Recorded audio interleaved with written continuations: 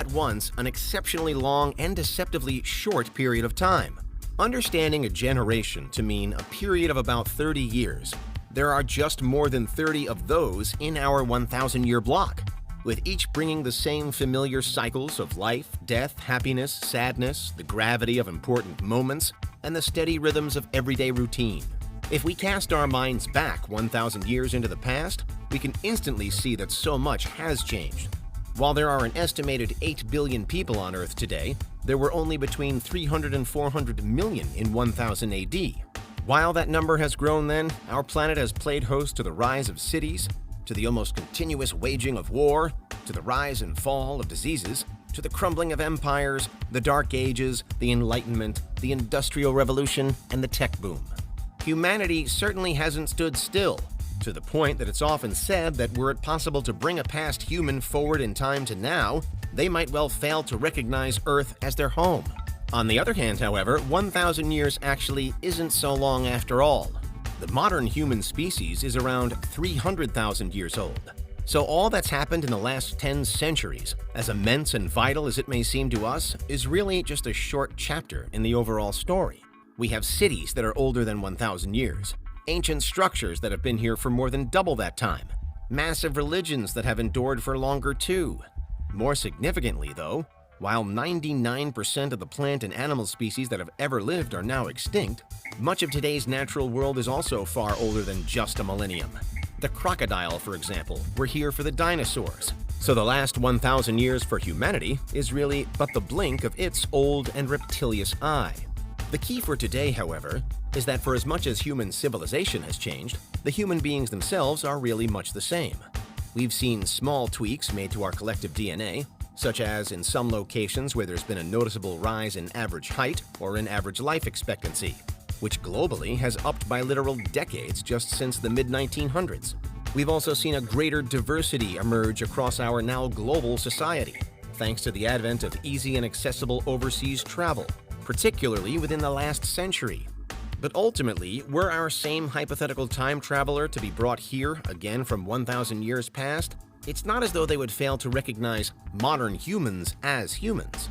For all the changes that have occurred and for all the modern world might feel like a wholly alien place, we as animals aren't so radically different. But what's interesting is that many predictions for the future still aren't what you'd call conservative. No matter the steady pace of evolution we've shown up until this point, it's expected that humans will race through a long list of dramatic changes in the coming years, so that by 3000 AD, we actually might be significantly altered. The tech boom ignited with such excitement, particularly in the latter half of the 20th century, that today we've become accustomed to, and even despairing of, some of the relatively recent developments. So much so that something of a malaise could be said to have set in. But there's still always a carrot at the end of the stick, and for many, that carrot is post-biology. Across a wide range of aspects, it's tipped that the human body will soon become significantly enhanced by inorganic means. We've had additional devices such as eyeglasses, hearing aids, and pacemakers for decades now, but the human species in the future is in line for such upgrades as inbuilt visual translators to effectively end blindness, hypersensitivity auditory aids to enable wearers not just to hear at optimum human level, but beyond it, and wholly artificial hearts that pump blood through our veins with infallible efficiency.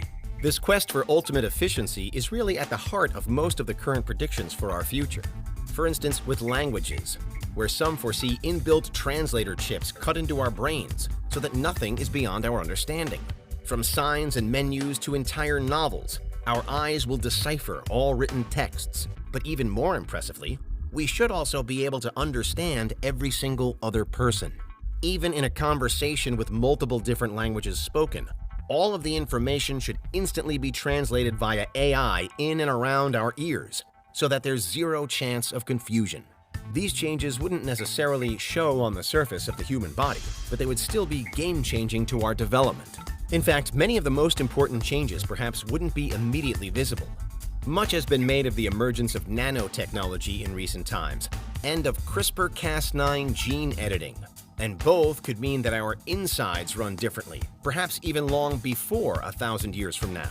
If the highest predictions ring true, we'll all have armies of tiny, tiny machines riding through our bloodstreams, hell-bent on custom servicing our own bodies in whatever way is needed, preventing blood clots, dismantling tumors, eradicating viruses, filtering oxygen, meticulously sorting through the content of our digestive systems.